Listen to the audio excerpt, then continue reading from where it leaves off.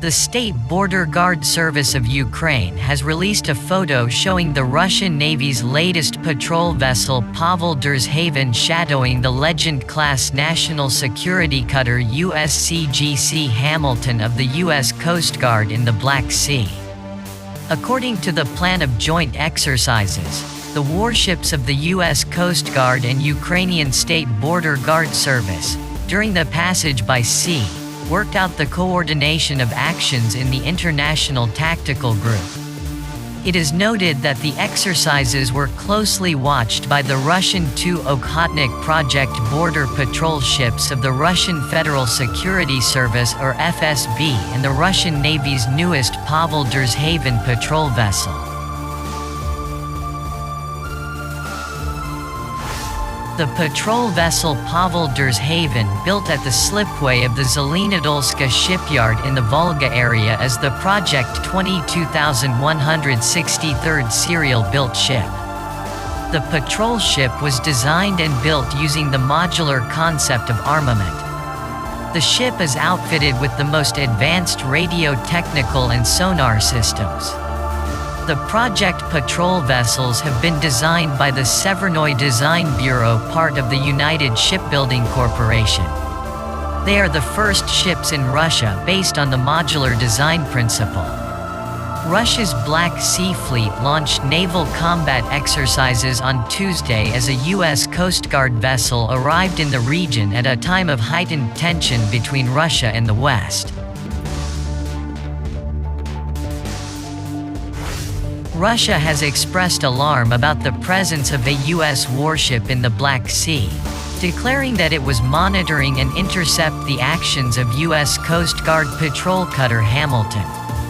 The Black Sea forces and means have begun monitoring the actions of USCGC Hamilton, which entered the Black Sea, said Russian National Defense Control Center, shortly after the U.S. Navy's 6th Fleet confirmed the Hamilton had entered the Black Sea to support NATO allies and partners.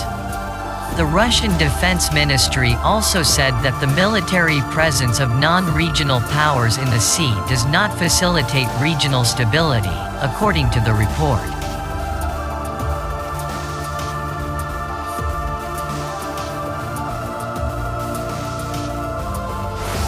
Meanwhile, Ukrainians breathed a collective sigh of relief last month when Russian President Vladimir Putin said he would withdraw the majority of more than 100,000 troops that had been shifted to the Russian-Ukrainian border.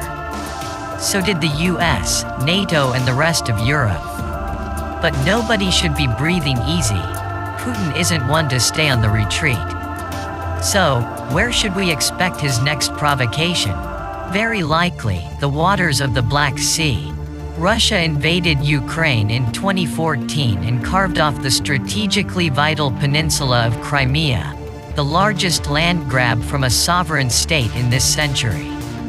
Since then, he has supplied money, training, arms and military advisors to separatist forces in the Donbass region of southeast Ukraine.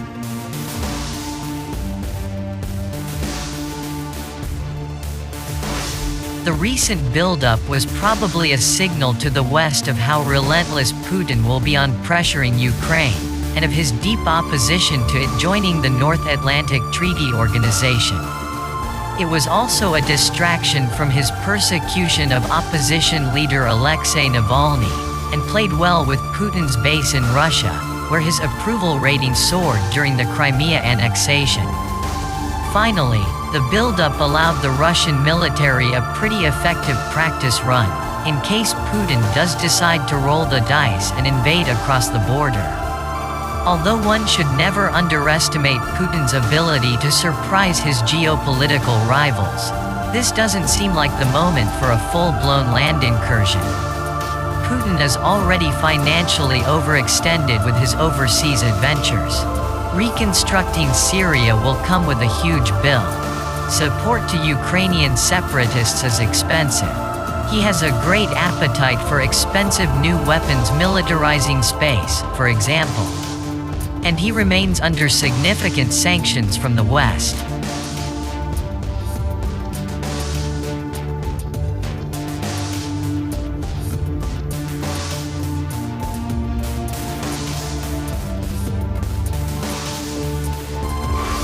NATO has 3 full alliance members among this group: Turkey, Romania and Bulgaria, and 2 close partners in Ukraine and Georgia. Russia occupies land in both. Like the South China Sea, this is a potential maritime flashpoint. Additionally, it is likely to become a rich source of hydrocarbons, which will only exacerbate tensions in the region, as described in a recent study by the Atlantic Council. Russia wanted Crimea principally because it has excellent ports. It was the home port of the Ukrainian Navy when I visited during my time as NATO commander, and commands the sea lanes between Russia and Ukraine. In a preview of what could ignite a maritime conflict, in late 2018, the Russian Navy and Coast Guard seized 3 Ukrainian military vessels as the ships were trying to enter the Black Sea through the Kerch Strait, a narrow passage separating Russia and the Crimean Peninsula.